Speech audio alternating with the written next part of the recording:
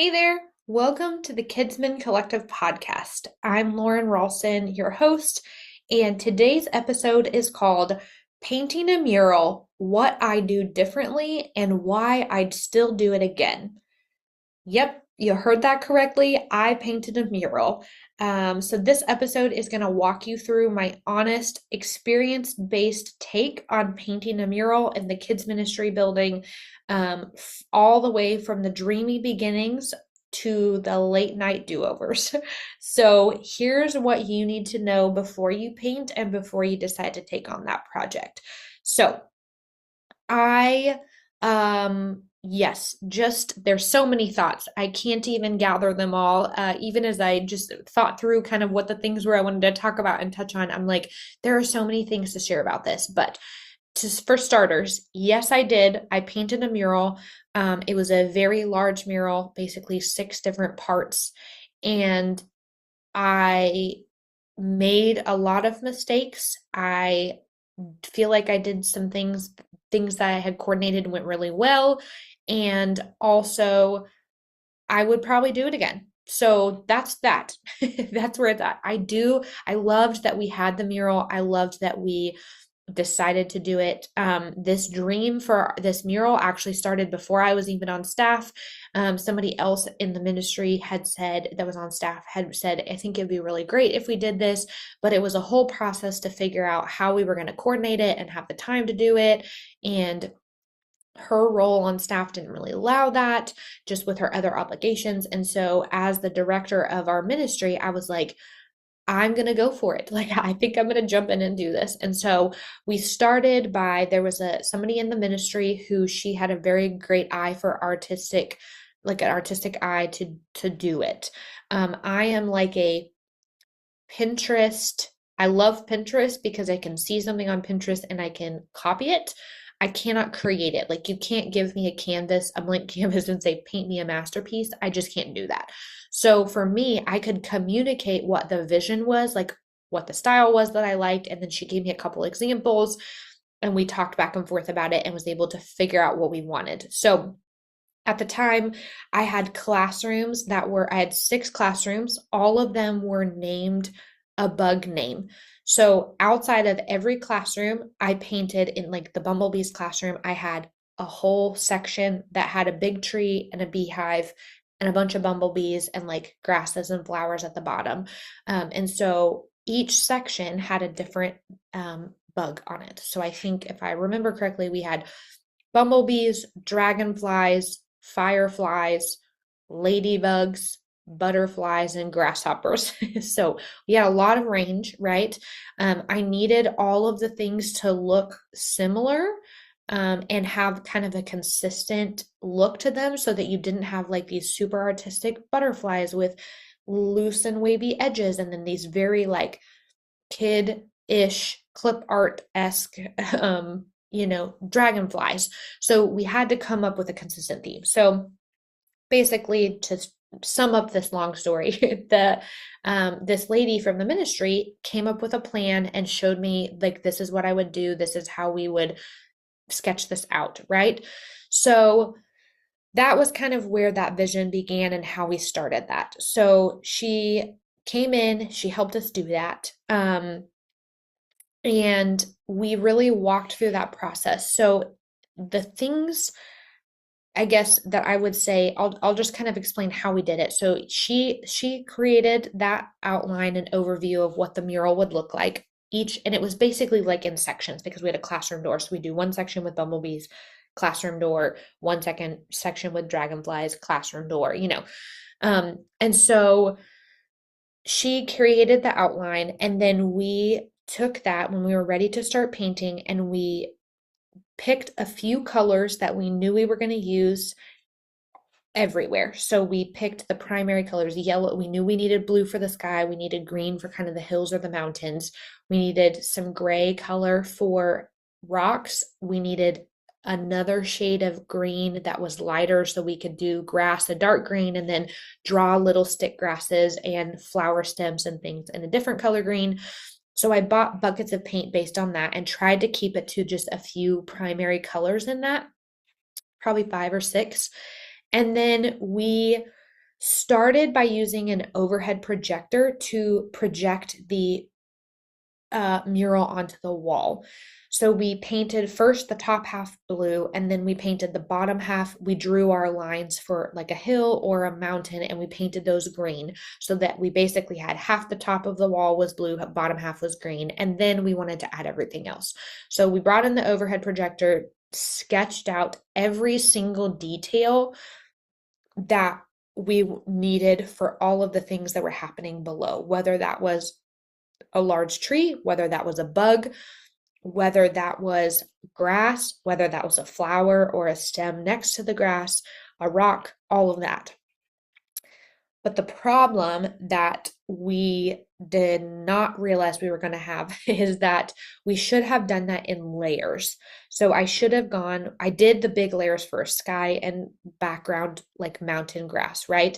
Then we should have started with, are you going to do anything else big like a tree? Are you going to do anything else big like a rock? How are we putting grass down? And starting like incrementally in each of those things. What happened is we sketched it all out on the wall with a pencil, and then we started painting grasses. And now you have a bunch of blades of grass that are supposed to be different heights and things. And now you're covering up lines that were already sketched with a pencil that show your flower stem. So now we're like, is this a flower stem? Is this a piece of grass? And then it gets all blobby, and then it doesn't make sense. Blobby is not even a word, but that's what happened. They became blobs. So that's kind of the process of what we did. So um, I spent a lot of late nights in that hallway, sometimes till 11:30 at night, painting in the darkness. And so I would, I'd be the only one at the church trying to fix some of the things. We got volunteers to come in and help, and sometimes they had a different vision than we did, or they didn't understand which lines went to which things. And so we were correcting some of that stuff. So there was a lot of things that I think went really well, and a lot of things that I think I would change and adjust in the future. At the end of the day, I'm super glad we did the mural. I love it. And I was our facilities team was concerned that it was going to be there for 2 years and then get painted over because it was going to look bad. And we're like 6 or 8 years out, and it's still there, and it looks fantastic. So I love it. I would totally do it again. Um, a couple of things to think about when you're going into this is that it won't last forever. So you are going to put in hours and hours of work, and eventually somebody's going to paint over it. Either it's going to need to be painted over simply because it's getting chipped or fading, or it doesn't look good anymore, or hopefully you're picking a timeless option, but it could become outdated. So, or ministry buildings change, right? Like I had preschool, so bugs made sense. If elementary took that over, it might be kind of weird if you have a sixth grader in a dragonfly classroom. That's just the reality of it, right? So those things are going to adjust and change over time. And so just know that sometime your baby and your project of painting this mural is not going to be a thing anymore, and somebody is going to have to paint over that. So know that you're going to put in hours of effort and work, and that will change eventually, but you can enjoy it while you have it. So some of the things that I loved about the mural, it really brought our hallway to life. So before we had a mural in there, I had like this bright blue, like, I don't know, kind of like Walmart blue, like a light bright blue in all of the hallway. So it really, that was just one color. It was fine. It worked for kids ministry, but the mural itself was very, very cool and really brought that to life. The kids loved getting to walk down the hall and say, I can find the bumblebee classroom. It has bees, but like they would talk about that. The families loved it. I think it really was a cool addition to it. Like I said, the kids knew exactly where they belonged and which classrooms were theirs, and they loved having the eye level stuff, and that we tried to put a lot of the bugs at eye level so the kids could see them as they walk down the hallway and walk past them. So I think on some level, it also communicated to families that we had creativity, that we cared, just that there was intention behind what we had done in our classrooms, even though it was arbitrary that we picked dragonflies versus bumblebees, right? Like it was arbitrary that we picked bugs over farm animals, but it just communicated this creativity and this intention behind what we had done. So it's still there. I'm still super proud of it. I still love it. I will see if I can find a picture of it and post it in the captions of this podcast for your viewing, but I don't know if I have one anymore, but I will look for it. So, there's a couple of things I think that I wish that I would have done before I started, or that I wish I knew before I had started. So, like I mentioned, there's the longevity concerns. Obviously, you're going to have lots of layers of paint, so there's a chance that those could chip or peel. So just be careful about how you're doing that, and to go into it with the realistic expectation that it's not going to last forever. I think the biggest thing that was difficult that I would have done differently is I would have sketched in different layers. We had it was pretty chaotic because we had so many things sketched out on the wall at one time and we didn't do it in layers. So I would have started with all sky, the top half of the wall is sky, all grass, the bottom half of the wall is your hill or your grass. Then the very large things. Are you doing trees? Are you doing large rocks? Is there someplace that the grasshoppers obviously need a bunch of grass. So that would be the next layer. Then you have to paint grasshoppers in there. And so how do you kind of make sure you're doing it in incremental layers, and not just sketching out the whole mural at one time, because that is what caused a lot of our confusion and a lot of the things that I had to go fix. So definitely would recommend doing that differently. The other thing is we had recruited some volunteers to help with this, which I think is great. We had several people. We actually had a ministry. Somebody has said that they were passionate about art, and so they kind of created this ministry and just gathered artists together. And so we had some of those people come in and help with the mural. And part of the challenge of that was that everybody's artistic design and abilities looks really different. And so they meant really well and they did their best, but there were definitely things that were confusing, partly because we sketched things out before and then people couldn't tell what certain things were. So that made it a little bit complicated. And so those were a lot of the pieces that I was having to go back and fix or redo so that we could make sure that it worked for the actual cohesion of the whole project, if that makes sense. So, also, I think I would have estimated a lot longer.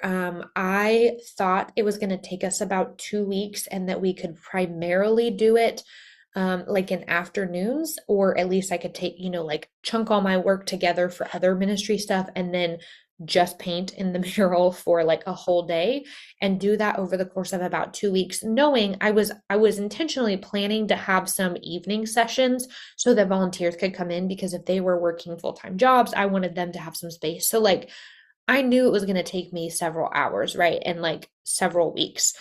But what I thought was going to be about a 2-week project turned into about a 4-week project. So just be realistic. I can't even estimate time for you because it's going to depend on how intense or complicated your mural is and how big your space is. So those are all different. I basically painted 6 mini murals. So that's why my project took so long. It also depends on how much other time you have to dedicate to it. If your time is taken up by doing a lot of other things and you don't have capacity, it's going to take you a lot longer. So just be ready to kind of carry the torch on that and be the leader on that, and to know that you're going to kind of carry the burden of figuring out how to handle all of the moving parts of that, if that makes sense. So again, I love the mural and I would definitely do it again, but those are kind of my high level, the things that I wish that I knew, the things that I love about it. So yeah, I think if you have questions about how you would do it, or how I did it, or you want to know what would this work for my space? Is it worth investing the time or the effort into that? I'd love to chat with you about it.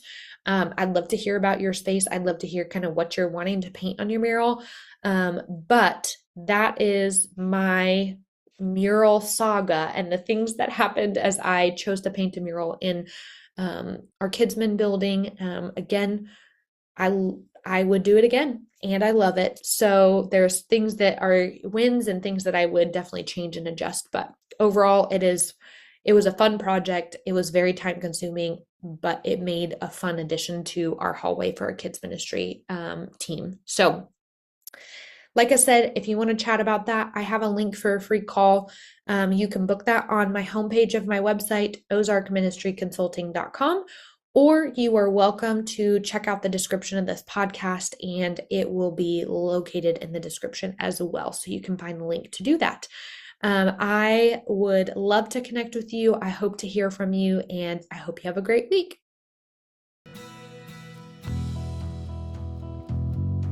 Thanks for joining me today on the KidsMin Collective podcast, where we're all about nurturing leaders and impacting generations. Before you go, I want to invite you to take the next step in growing your ministry with confidence. I've created a free KidsMin Leader Assessment designed just for leaders like you. It walks you through the 5 key areas: purpose, people, programming, physical space, and procedures, helping you celebrate what's going well and uncover where there's room to grow. Whether you're a brand new leader or you've been leading for years, this tool will give you a clear picture of where your ministry stands and where it could go with a little strategy and support. Head over to ozarkministryconsulting.com to get started. You'll find the assessment right on the homepage, quick, simple, and packed with insight. And if this episode encouraged you, share it with a fellow leader or leave a review. We're better when we grow together. Until next time, keep leading well, keep loving big, and remember, your ministry matters.